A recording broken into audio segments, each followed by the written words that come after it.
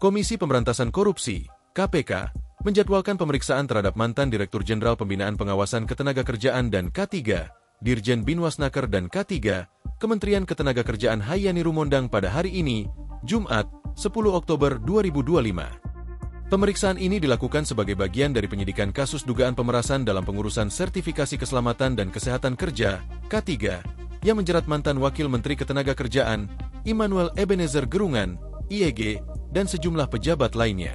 Selain Hayani, KPK juga memanggil Subkoordinator Penjaminan Mutu Lembaga K3 Nila Pratiwi Ihsan sebagai saksi dalam perkara yang sama. Kasus ini terbongkar melalui operasi tangkap tangan, OTT, yang dilakukan tim KPK pada 21 Agustus 2025 di beberapa lokasi di Jakarta. Dalam operasi tersebut, KPK mengamankan 14 orang dan menetapkan 11 diantaranya sebagai tersangka. Ketua KPK, Setio Budianto, dalam konferensi pers pada Jumat, 22 Agustus 2025, menjelaskan bahwa kasus ini merupakan ironi di tengah upaya pemerintah meningkatkan kualitas sumber daya manusia pada periode bonus demografi. Para pekerja yang seharusnya mendapatkan sertifikasi K3 dengan biaya resmi penerimaan negara bukan pajak, PNBP, sebesar Rp275.000, dipaksa membayar hingga Rp6 juta. Biaya tersebut, lanjutnya, bahkan mencapai 2 kali lipat dari rata-rata upah minimum regional, UMR, yang diterima pekerja.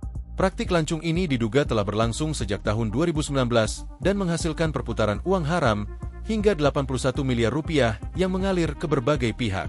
Dalam konstruksi perkara, Immanuel Ebenezer, yang juga dikenal sebagai Nul, diduga menerima aliran dana sebesar Rp3 miliar pada Desember 2024. Selain uang, Nul juga diduga menerima 1 unit motor Scrambler Ducati. Aliran dana haram ini juga diduga mengalir ke sejumlah pejabat lainnya, termasuk Dirjen Binwasnaker dan K3 saat ini, Fahru Rozi, FRZ, yang disebut menerima Rp50 juta per minggu bersama Hayani Rumondang, HR, saat menjabat.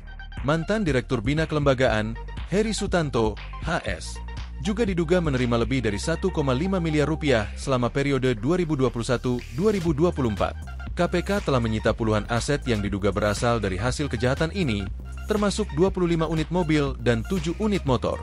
Di antara barang sitaan tersebut terdapat kendaraan mewah seperti Nissan GT-R, Land Cruiser 300, Mercedes-Benz C300, dan beberapa motor Ducati yang kini telah diamankan di rumah penyimpanan benda sitaan, Rukbasan, KPK di Cawang.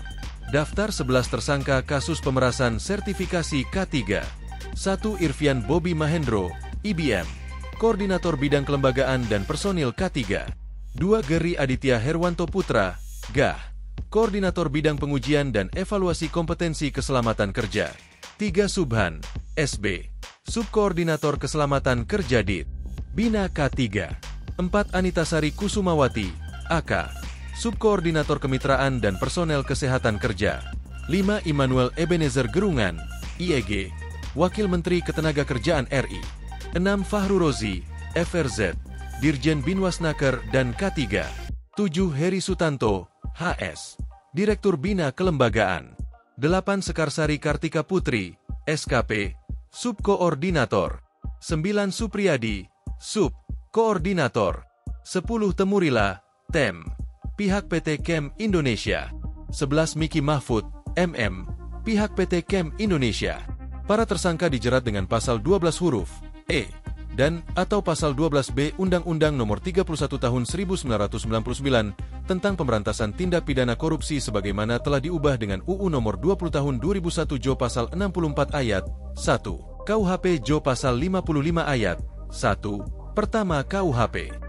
Download Tribun X sekarang, menghadirkan lokal menjadi Indonesia.